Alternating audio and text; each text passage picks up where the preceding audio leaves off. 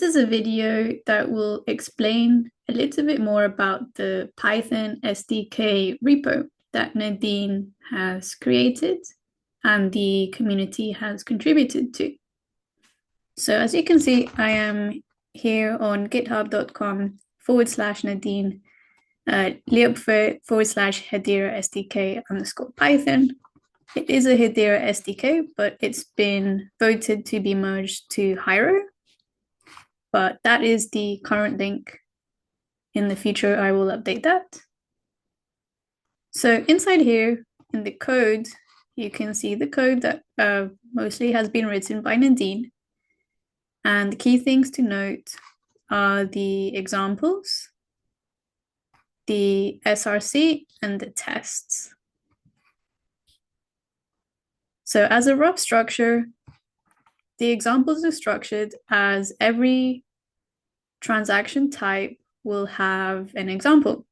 For example, token associate, if you look inside here, has an example of how to use the token associate transaction using Python.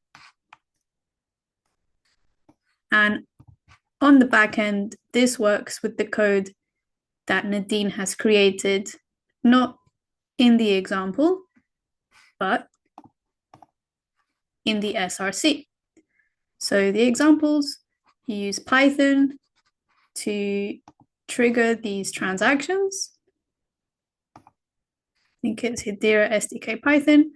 I just showed you token associate, so we're going to go to tokens. And yep, token associate transaction. This is where the example was pulling the transactions from. And now this is the plumbing transaction that Nadine has created that takes the token associate inputs and converts them into a special way that the Hiero network understands. So this is a really important part of working with the Python SDK. You'll need to be able to turn your user inputs in Python and convert them into a format that is desirable to work with the Hiero network. So the files are not too long. We'll talk more about this. So this is a key thing. So get receipt, execute transaction, build transaction body, and you create a new class, token associate transaction. Right, as mentioned in the examples, let's say of token associate, she is creating a token associate. She's inputting the requirements, which we'll talk more about in a moment. Input the account, the token that you want to associate. These are some specific requirements that we'll talk about more. And we'll push this transaction through, and you can see it's all written in Python. But as we have seen in the other file, it will interact with the Hiero network in a way that we can understand. So that's examples, and that's SRC, which is like the main transaction class. Those are two really important requirements to be able to work with the Hiero SDK. Additionally, you'll want to also verify the logic that you have done and check that everything works to the required standards. So here is where the next really important section comes in, which is also what Nadine has created extensive code for. Inside this test file, you'll see a test file for each token type transaction. Here we have test token associate as an example. So this is going to test whether in the token associate class, so in the SRC file, whether that is set up correctly to handle user transactions and examples. So inside here, she's testing a variety of requirements that we'll talk more about.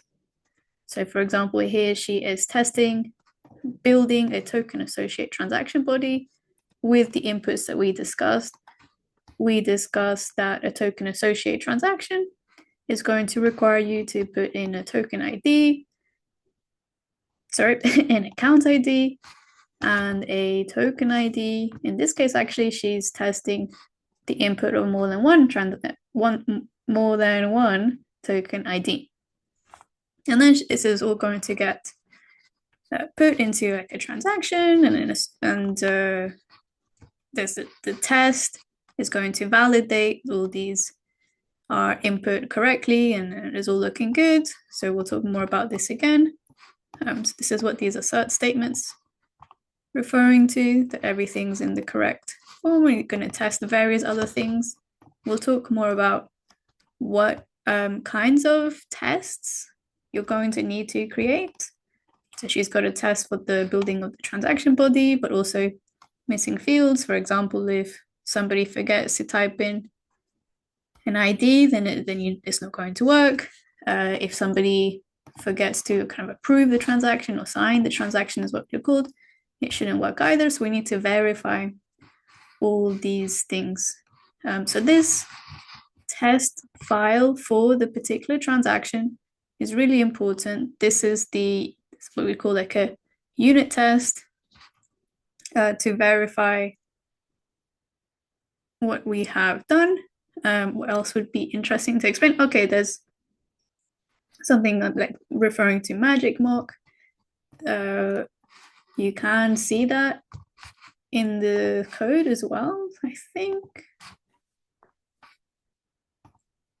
Might be testing, I don't usually use okay, conf test inside here. This is a useful file, important file when you're building your tests. You'll need to test that you can associate transactions and delete tokens and so on. And to be able to do that, you will have to have some tokens and have an account ID and things. So it's important to create some values that you can use in your testing. This is testing. So what Nadine is using in this case is these mock or these created account IDs. So they're not really real. They're just real in this test, I suppose. And her tests refer back to these to pull the values when she needs to test the functionality with any given values. This is something that I will also probably talk, actually, let's talk about it now, I guess. So essentially, she's created these values. She needs these values to be able to token associate. She needs the token IDs. She needs the account IDs and a couple of other things. So she's created them and then she's made them available here to use in the rest of her scripts. So she's making the account ID available, the recipient available, node and token IDs, all of these available. So if you see back, just a very quick introduction to this.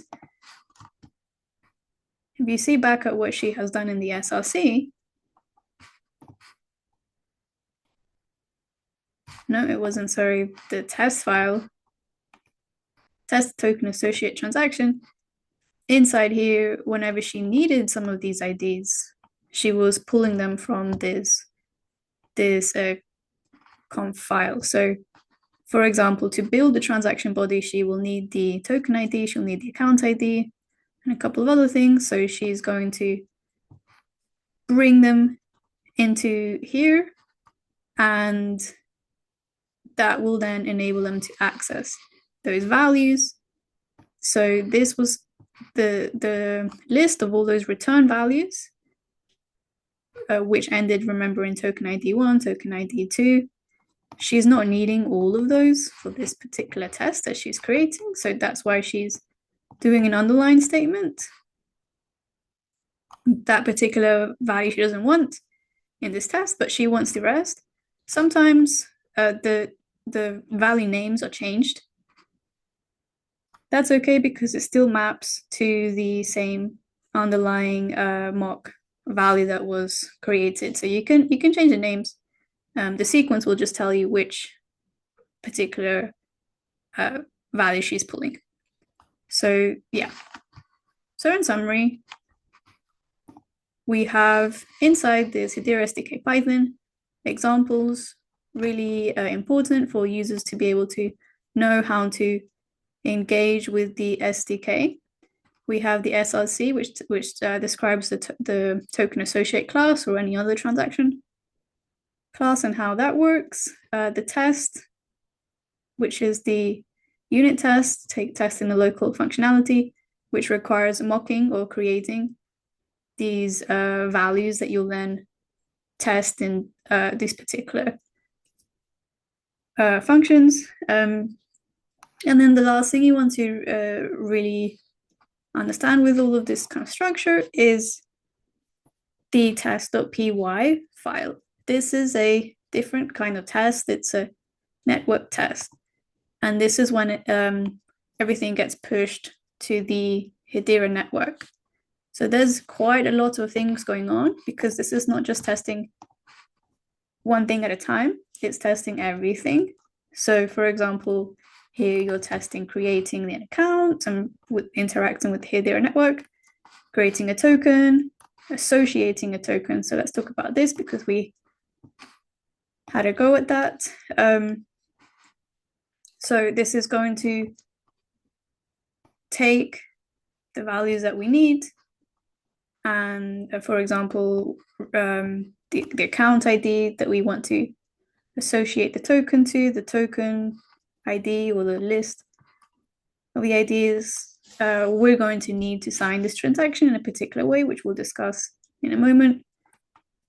And it's going to try and push that to the network and see what happens.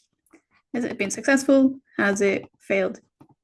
And when they fail, they will give you a kind of Hiero network sort of error message. There is a list of what all those errors mean. I think you could find that somewhere in the code as well. I can't remember exactly where that is. I think I also found an example through Google and I was able to work that out. But ideally with your testing, you are able to test the functionality earlier on. And so you're reducing your errors that will get revealed to you through the network test. Testing to the network is going to require working with a test network called the Solar network. And I will explain a little bit what I know about that. So this is really important. In summary, you'll need to do the examples, you'll need to do the SRC, the unit tests, and the network tests. You'll need to pass the network tests, pass the unit tests, pass the network tests. And in addition to that, other files that are important is the README. The README, I think, is going to be probably something I should have explained to you first. One of the key guides with how to interact with the SDK. And if you are creating a new token transaction or a new transaction, you'll have to update this and also explain to users how to do this.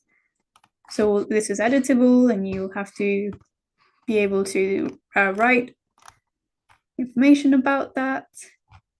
I'm trying to find associate, for example, the token associate. It tells you this is how to engage with the token associate transaction that we have created using various kinds of syntax options.